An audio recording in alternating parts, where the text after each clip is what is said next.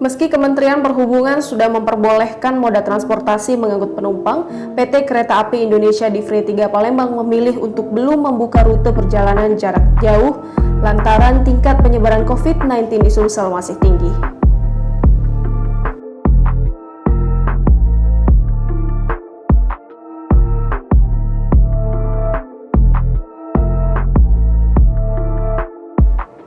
Meski sejak 7 Mei lalu Kementerian Perhubungan memperbolehkan untuk mengangkut penumpang, namun tidak semua moda transportasi umum langsung merealisasikannya.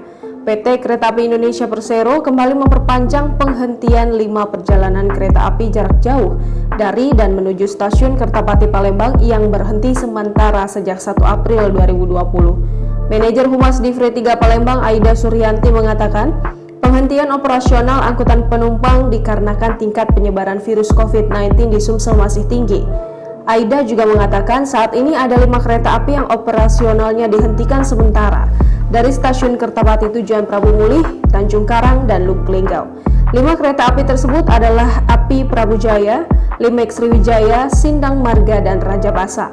Aida juga menghimbau kepada masyarakat untuk tidak melakukan perjalanan keluar kota dan tetap di rumah agar pandemi COVID-19 segera berakhir dan kondisi kembali normal. Pihaknya juga belum memastikan mengenai kebijakan terkait operasional kereta api.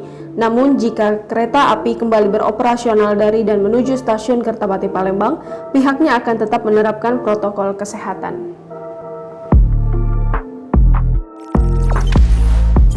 Jangan lupa subscribe, share, komen, dan like ya!